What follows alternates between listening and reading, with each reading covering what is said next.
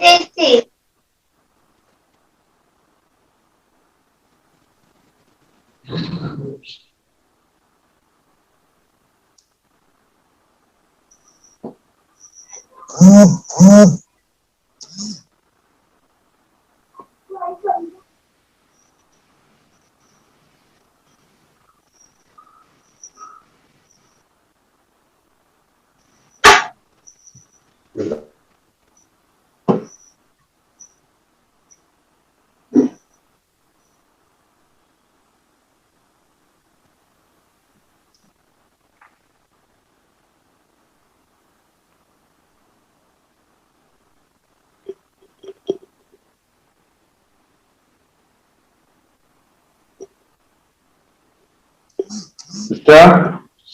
Sister Angel, we shall start. Yes, Okay. Father. Please start.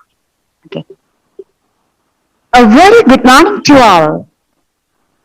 The School of Singer's Excellence was began with the aim of bringing the underprivileged children to the forefront of the society by providing them with the necessary education and life. This endeavor is still thriving under the able leadership of His Excellency Right Reverend Dr. Sebastian Takapachiril, the Bishop of Vijayapuram, and the Corporate Managerial School, Dr. Anthony Pataparambil. We greatly acknowledge them for their far-sighted vision and at the same time fondly remember a striving growth and excellence even in this COVID-19 pandemic situation. I cordially welcome each and every one of you to this special program that the Center of Excellence has begun with the sole aim of imparting the knowledge that children require for their physical, social, intellectual, and spiritual development in the society. To add color and meaning to this program, let us also see the powerful assistance of God the Almighty by singing a hymn. May I invite Kumari Josna Jos, Christ the King School, Vijayapuram, to lead us in the prayer.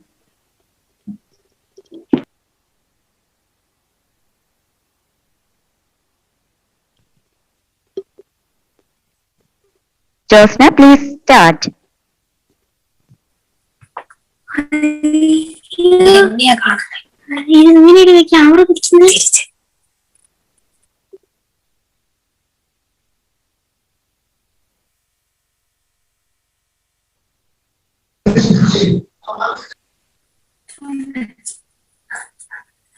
Shepherd me, O God, beyond my wants, beyond my fears, from death into life.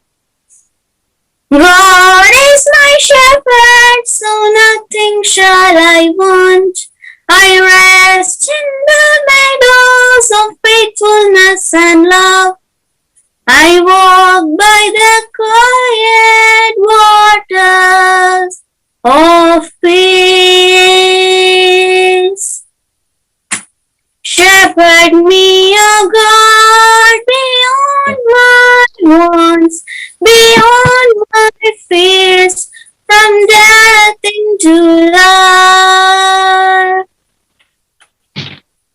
Gently raise me and heal my weary soul. You lead me by pathways of righteousness and truth. My spirit shall sing the music of your name. Shepherd me up beyond my wounds, beyond my fears, from death into life, from death into life. Thank you, Josna. I would like to call Srimati Jessie Joseph, Headmistress, Christ the King Diocese, Vijayapuram, for the welcome speech. Dear Reverend Father Dr. Anthony Patuparambil, who always comes with thought-provoking message for our children. Dear Mr. Anthony, an inspirational gift, dear leaders and most loving children. Buddha said, body in good health is a duty. Otherwise, we shall not be able to keep our minds strong and clear. Today, we think loudly about health. World Health Organization's slogan for 2021 is building a fairer and healthier world for everyone. I would like to say our children are so lucky because they are going to explore the treasure of knowledge about health from an expert. Mr. Mark from America is a health analyst for our excellent team. I cordially welcome Mr. Mark.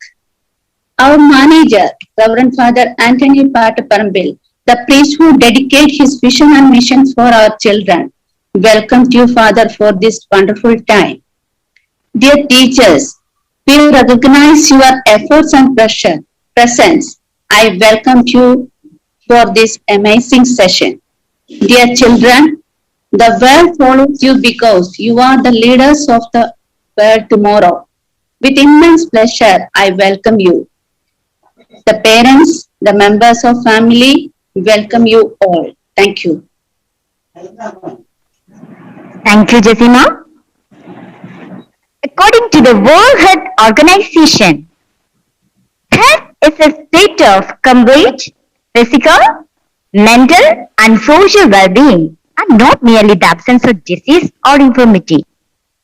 And health care is the maintenance of health via the prevention, diagnosis, treatment, recovery or cure of disease, illness, injury, and other physical and mental impairment in people.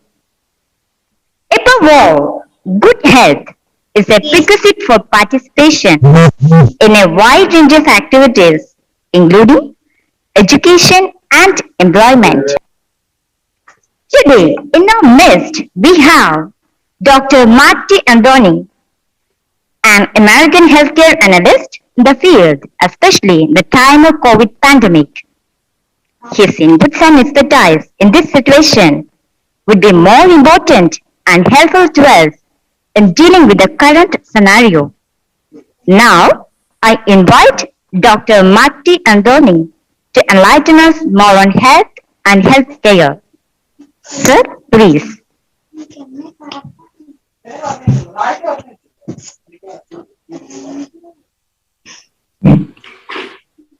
Hello, all of you. I want to thank Father Anthony for inviting me to speak to you today, and I thank all the teachers and all of you for putting up to listening to me. Now, first, I want to get a sound check. Can everybody hear me? And is everybody able to? Yes. Is everybody able to respond in chat? Like, can you type a Y if I ask a question and send it, and then I can see everybody if they mostly understand me? Yes, Yes. I can hear you.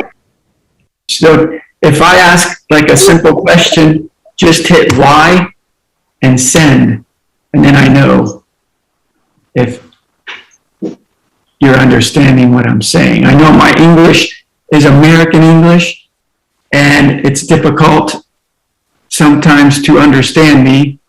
I know there's an Indian English and an English English. I know this because of, you might wonder, why am I here speaking to you? Well, I have a connection to Kerala. That connection is my wife. She's from Mararikulam, all right, in India, in Kerala. She's a Keralite. I'll introduce you to her. She's right here, actually. This is Maggie. Hello there. My Hi, wife. good morning. Yes, I am from Alabama. So happy to see you all. Hi, sir. Hello, hi. Good morning. Now, I don't know if you've been told where I'm speaking from, because I'm not in the United States right now. I'm actually very close to where the Pope lives. Do you know where that is? You can write it in chat.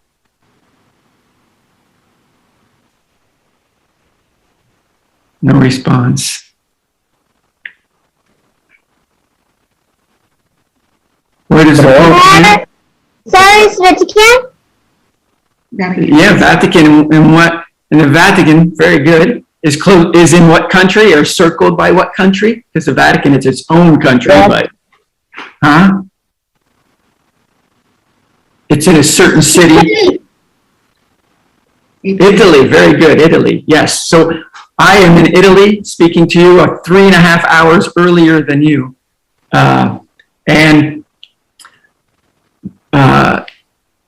so it's a little bit earlier in the morning here. I'm not used to getting up this early and giving a talk, so excuse me if it's not that good. But anyway, I came here to speak to you today about health and healthcare. Now, I have some connections in this area in the sense that I have a couple aunts that are nurses and hospital administrators, and my sister-in-law, my wife's sister, is a sister, meaning a nun, and a doctor. She works in the hospital in Bangalore, and I'll be mentioning more information about that. And so first, to begin, it always is a good idea to start off with, what is the definition of health? And we'll look that up. So I'm going to share my screen here and show you some disabled. Oh, it's disabled. Yeah.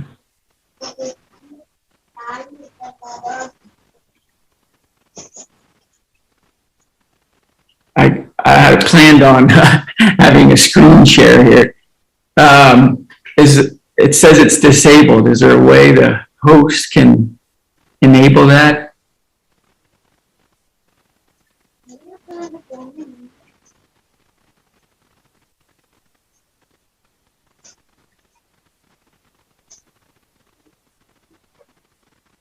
Not working.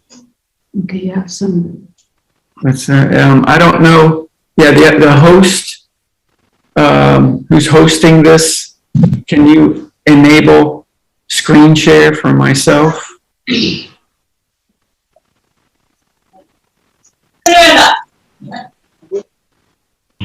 Mark, you can continue talking. In a few minutes, you will be co-host. You'll get it? Okay. All right. So, what is the definition of health? Well, I looked it up in the dictionary. It says, it gave the general condition of the body or mind with reference to soundness and vigor. All right. So it's basically talking about the body or the mind. I think this is actually a little inadequate. It lacks a couple more parts to it. Used to be 30 years ago and more, when people thought about health, they only thought about physical health. for the body, right? Whether one was sick, had some sort of virus or physical sickness. But mental health is becoming much more known today.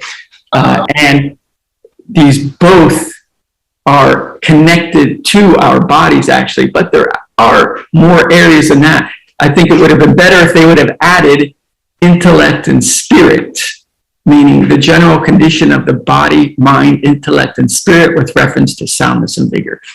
So there are 4 main areas of the human person that we have to develop and form in order to make ourselves as healthy as possible so that we can help others better. Now, let's see if this, oh yeah, it works now, perfect. So can you all see the screen share now? Yes, sir. All right. Good. So now you can see how the definition, the second one, includes mind, body, intellect,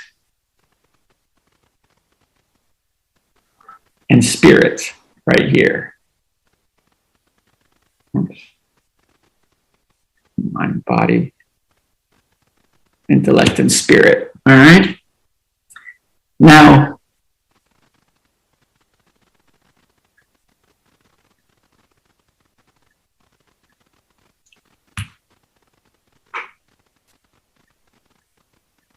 let's change this. Okay, there we go. So as I was saying, there's 4 main parts that we need to develop. It's like 4 legs to a table, all right? You got physical health, referring to the body, all right? And you've got psychological / emotional health, which is where we have the mind. And then we have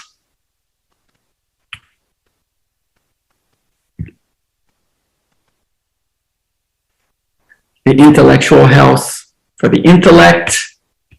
And then, of course, the last one is spiritual health for the soul, okay? So 2 of these are really connected to the body more. You can make an argument that the mind is connected to the body and soul, but the intellect and the soul, spirit, those are not connected to the body in the sense that when one dies, a person dies,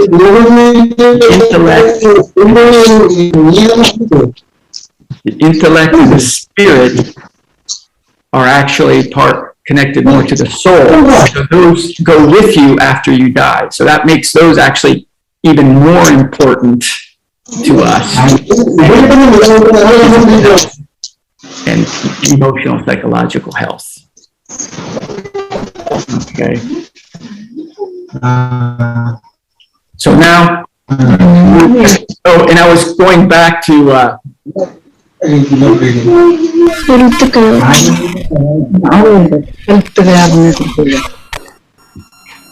to the table as you saw. We have to have all of these formed, these legs equally well, so that they become more stable, like a table. When all 4 legs are well formed and at the same length, then that table is stable, and we are able to function much better in society, and then we can actually help others better. So that's why all 4 are important.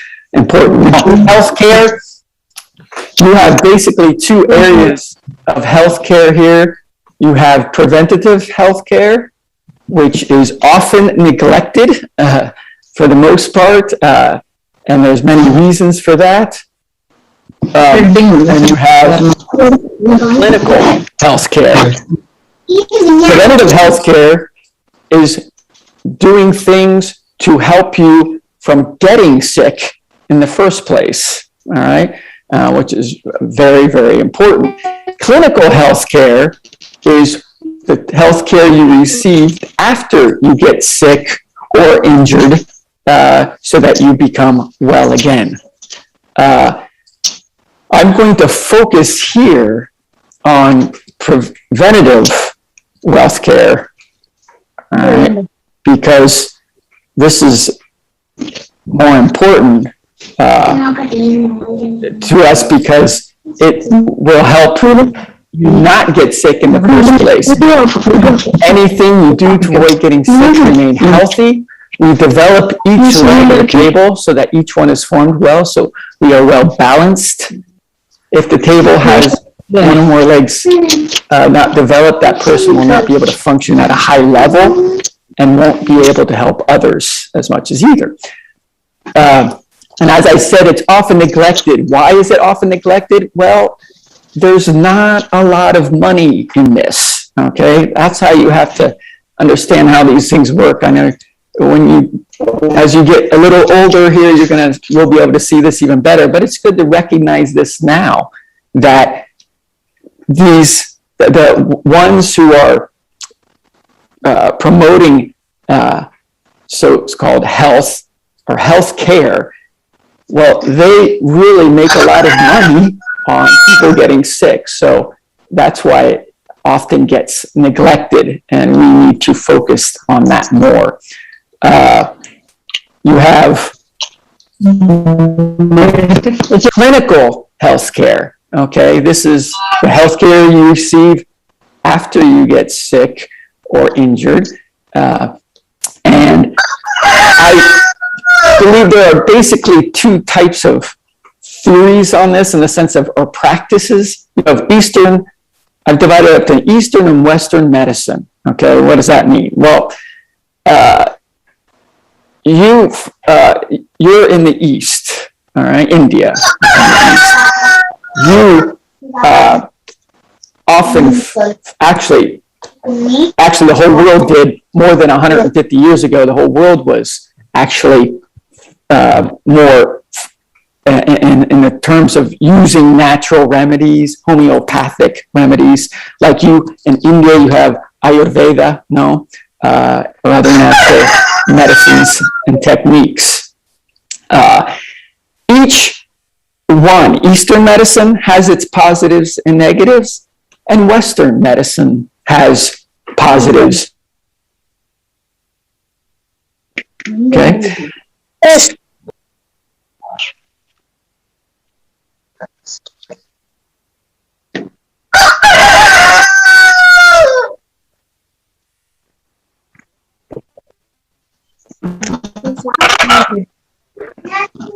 All right. I think this is actually far superior type of natural medicine in most cases. There are some times where a medicine made in the West has worked quite well, but it's more rare.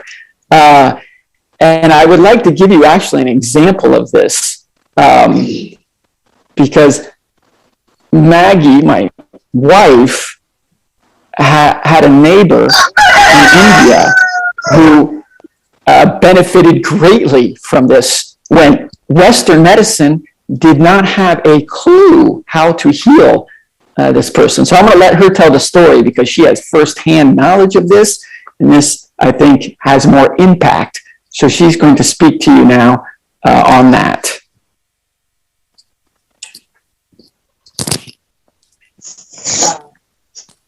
Good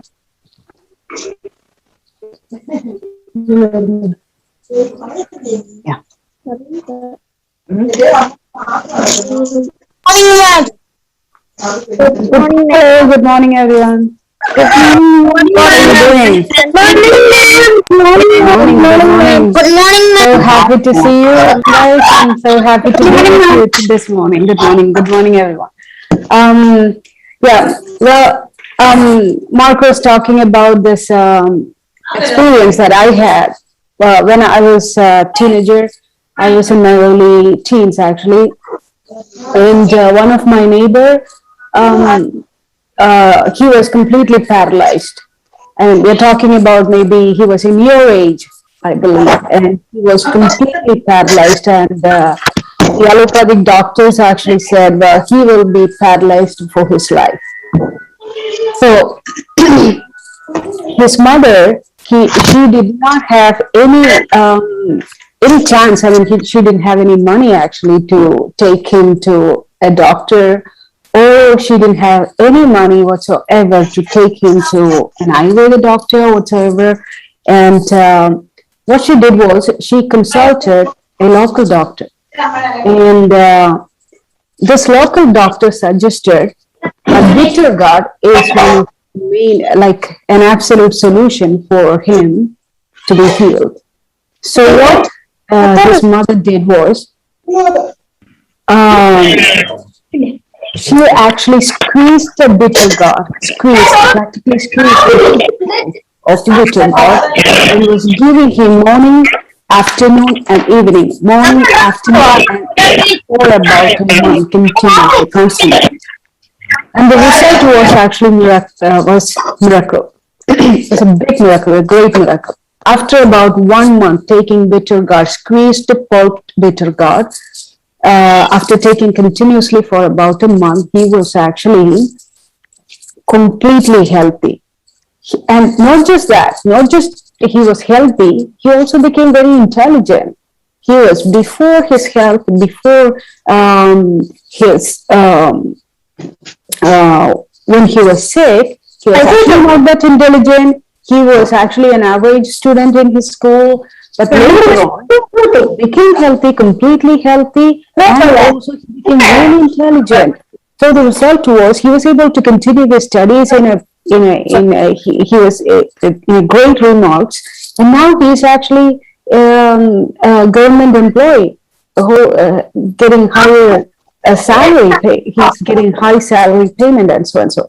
So the thing is, we have everything in this nature that makes us healthy. The only thing we have to go and find out all the healthy factors and everything that we have in this nature, and explore whatever the nature provides. God, everything provided in this nature. You just go explore yourself and find whatever in this nature to make us healthy and be healthy. Alrighty, thank you so much. Thank you. Back to Mark. Thank you, ma'am. Thank you, ma'am. Thank you, ma'am. Thank you, ma'am. Thank you, ma'am. Thank you, ma'am. Thank you, ma'am. Thank you, ma'am. Thank you. Thank you. Okay. Thank you, Maggie, for that great story. And this really shows the importance of looking into natural remedies, because often they actually work better and do things that Western medicine cannot do. In Western medicine, the big pharmaceutical companies, they often are not interested in curing people. They just treat symptoms, and those medicines will give you more symptoms, and they have to give you more medicine. So the more medicines they give out, the more money they make. So, and they're not interested in looking for natural remedies. So that's why we have to do it. So when you guys grow up, know this little fact about what's going on. Okay. Now I'm going to go back and share the screen. And then I have the second part of this here. Clinical healthcare, medical doctor / hospital, where they use often Western style drugs. Now, of course, when one becomes injured, now I was talking about the strong points of the Eastern or natural medicine. Well, Western medicine has its strong points too, and that is usually related to some sort of surgery, where maybe it's a replacement of a part like a hip or even prosthetics are becoming more and more realistic, and people are able to move. So it has a lot of advantages in that area. So we have to take the positives and then realize the positives and negatives of each system. Okay. Let's see here. So we're going to focus here on preventative healthcare. We have the first, physical health, right? Forming good health in our bodies. And the three main things are basically eating, drinking, and breathing, because that is what is going into our bodies. And that's what we need to be careful of, and making sure that it is healthy what we are putting into our bodies. Just like a computer, right? Our bodies. You put a good program into the computer and you'll get good results out of it. All right? Or if you do put bad stuff in the computer, you'll get bad results. Human body, same way. You put in good things into your body, and you'll have a great immune system, and you'll be able to put out much better and stay healthy. All right. Eat natural, non-processed foods.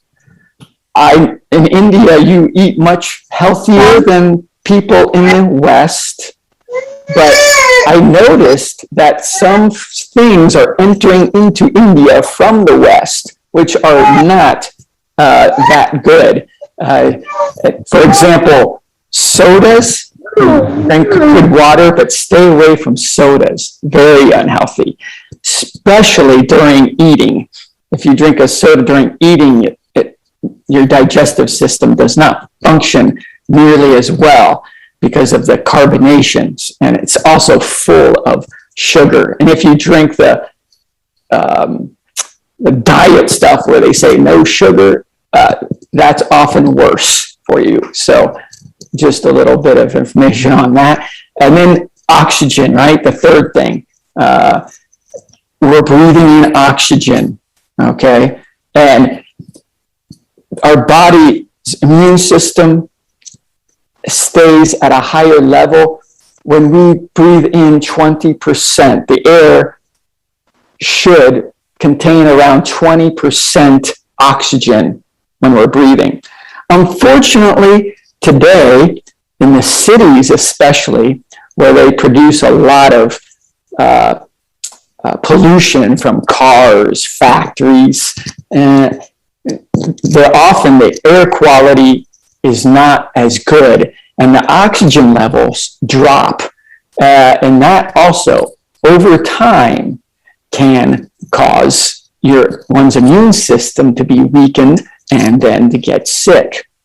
This is why I say, be careful with masks. Okay, I know they're all saying, wear a mask, wear a mask, wear a mask to stop from getting COVID. Well, there's a caveat there, all right? First of all, masks, they prevent you from breathing in the amount of oxygen that is optimal for us, number one. So you want to wear them as little as possible. Some places you have to wear it, of course, when you go inside. But outside, you breathe fresh air, it's much healthier. Why do I say this? Well, Shine, my sister-in-law, who's a doctor in Bangalore, working in the hospital, I spoke with her a couple of months ago, and she said that at this time, that the main concern that they were having at that time was not COVID patients, okay? They had more patients that they were treating in the hospital who had fungus infections on their face because of wearing the mask so much, all right? So not only does it prevent us from breathing in the correct amount of oxygen, all right, this is all documented in studies, but you don't hear this in the mainstream media, but this is there. They prevent us from breathing in the oxygen, and they weaken our immune system, and are also getting fungus because people wear these masks all day, all right? And that is not healthy, okay? And you don't even have to, after wearing one mask for just a few hours, they've done tests on these masks and taken them to a laboratory and found all kinds of pathogens and bacteria on them. So be careful with the masks. And also this fear factor I have here, because the mainstream media is pushing fear on people about COVID, that is not healthy either, actually, because fear only will affect us negatively, okay? It's not from God, I guarantee you that. There's a healthy fear of God, yes, but instilling fear about people getting sick and dying, that is not from God. God doesn't want us to have that fear, okay? And we need to fight against that. In fact, there was a doctor who was interviewed recently, and he was a doctor for 40 years. And he said that most of the patients he had that died did not really die of the sickness they had, but died because of their fear, okay? They were so fearful, it basically just, their immune system shut down and they died very quickly. He said 80% of them probably, if they hadn't had such a fear, might have been able to overcome their sickness, okay? So I just wanted to emphasize that about fear, okay? Now, let's see, I want to see if I can clear, yeah, good. Now, the next part here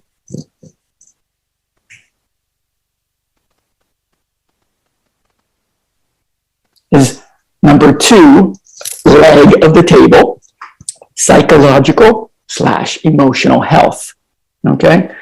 The mind is a beautiful thing, right? But it's also very complicated. There are many different things that can help perform our psyche and emotional health. And there are experts in each of these areas, right? Just like in the physical, you have medical doctors that can help us, and other natural Ayurveda experts. Well, psychological emotional health experts are psychiatrists and psychologists. But we can do things ourselves as well. One thing that always helps is to interact with others and have others. And a very, very important thing that helps us develop a more healthy psychological and emotional health is hanging or being around people who have good influence on us, okay? Because if we have friends that are doing bad things, and then that motivates us to do bad things, and we end up becoming like them. So we should try to avoid that, all right? Now, and I always recommend, try doing things on a natural level before taking medicines for psychological and emotional health, because they tend to, we don't want to be reliant on these drugs. Sometimes it's a must to help, to begin with it, to help us like get over a deep depression or something. But I always recommend first trying without drugs first, because it's better off for us often in the long run. All right. And the third leg of the table for preventative healthcare is intellectual health. Okay, very few people talk about this. Feed the mind with good knowledge. How do you do this? Well, I believe there's 4 main things here, and I have the first one here is the internet. Okay, now the internet, you are blessed in one sense. The internet is a fantastic tool for learning and going to research different topics. You have the entire world in front of you where you can go and research just about any topic. 30 years ago, this was not possible, and you had to go to these huge libraries to do this, but you have it right there at home now. Now, there are negative sides to internet too, okay? So I don't want to just think that that's all positive, because the internet has some bad things that we need to avoid. And of course, one of those is pornography. Don't fall into that trap. It's bad for you, and people become addicted to it, and it really does a lot of damage. The second thing, of course, is school. Your teachers, you need to listen to them and study well and get good marks. And of course, this will help you later on when you go to university, and you'll get more help. Read books, all right? I recommend reading books rather than watching TV. Watching TV, we always called that the idiot box, all right? It doesn't really help that much, even when you're, especially programs that aren't educational, but books are a much better form.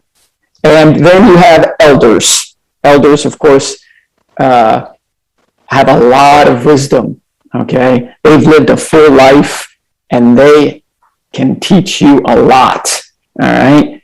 And that's why we need to respect them, obviously. In fact, today, the Pope is having a special celebration in St. Peter's Basilica, I believe a special mass celebrating grandparents, okay? So today is the day of recognizing our grandparents, because it's the feast of Joachim and Anna. Does anybody know who Joachim and Anna were? You can put it in the chat. If you can type it in the chat, if you know who are Joachim and Anna. Anybody? Grandfather of Jesus. No, you're close. Close. That was Joseph. Remember, Joseph was a foster father. Mary was his mother. So Joachim and Anna were the parents of Mary, the Blessed Mother. Okay? So when you go home today, be sure to give a kiss and hug to your grandparents, all right? Wishing them a happy and blessed day. Okay? Okay. All right. All right. Very good. Now, let's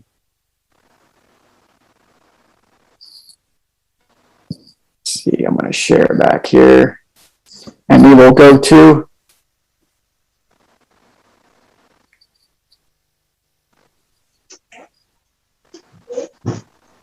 the fourth leg of the table, spiritual health, right?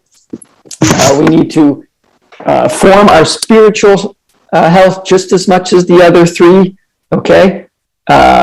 Pray, communicate with God every day, receive spiritual guidance from an elder, spiritual director, or priest as well. So make sure you recognize that this is just as important as the other three legs, and possibly actually the most important. And remember, I told you there's an expert in every area. Well, priests are like spiritual doctors, all right? And our soul, all right, is immortal. Our bodies only are going to be here on earth for 70, 80 years until, of course, the resurrection later on. But that comes later. So very, very important to develop your spiritual health as well, okay? And I'm not going to go there. We're going to go summary here. All right, 3 things to summarize. Preventative health is very important. Form each leg of the table. The immune system is our best weapon against sickness. That means following these preventative health measures, we keep our immune system also very strong and will keep us healthy. All right. And how do you know how to eat healthy? Because I'm not going into specifics here. How do you learn about natural remedies? Well, It's the internet. All right. There is a wealth of information out there now at your fingertips to learn. And how do you sift through the stuff that's true and stuff that's false? Well, it takes a little practice on that too. But once you see many people talking about the same type of remedy, and then you hear a lot of people giving their own testimony on how it helped them, you can kind of sense what is true and what's not. Okay, that helps anyways. So this is very, very important. So these three things, and this makes you think for yourself. I know I've talked about research this stuff yourself. Don't just, take a doctor's word for it when they say you need to do this or take this medicine.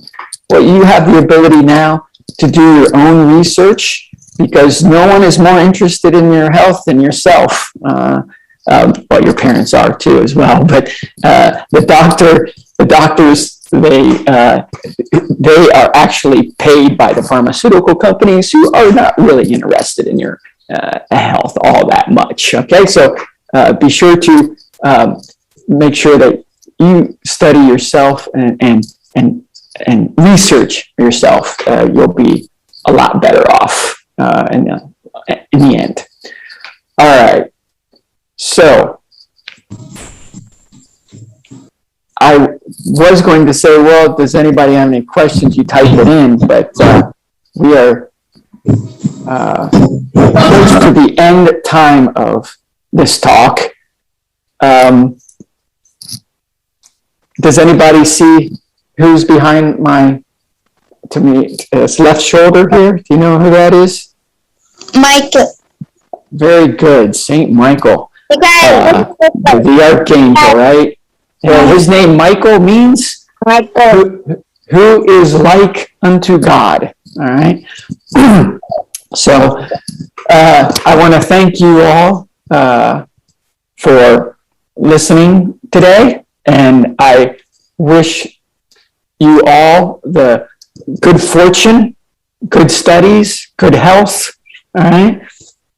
And I hope you enjoyed the talk, and God bless you all. Thank you, sir. Thank you, sir. Thank you, sir. Thank you, sir. Thank you, sir. Thank you, sir. Thank you, sir. Thank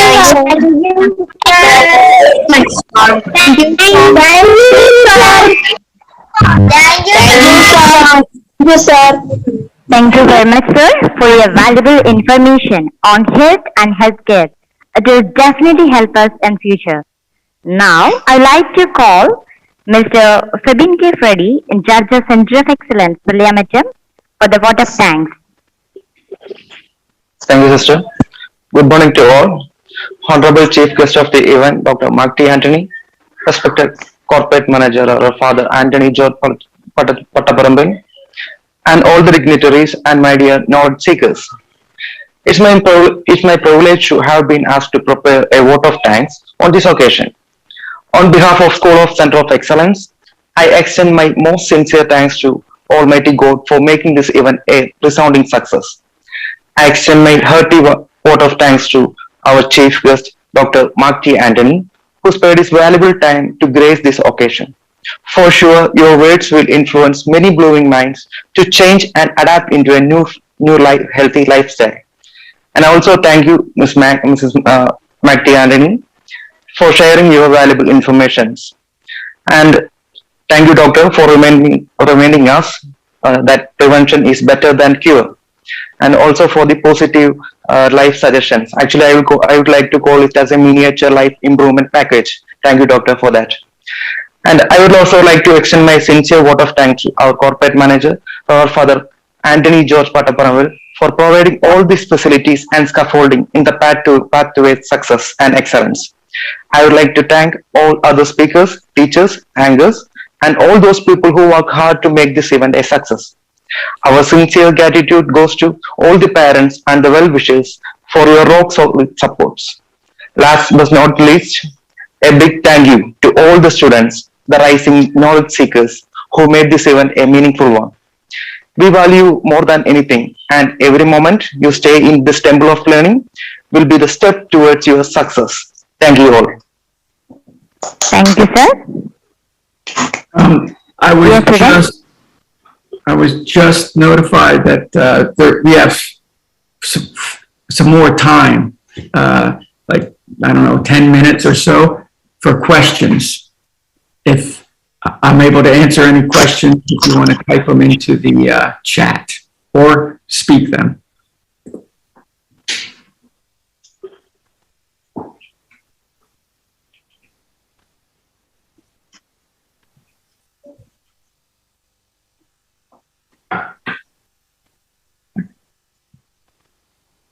How can we forget the bad memories that we could never forget?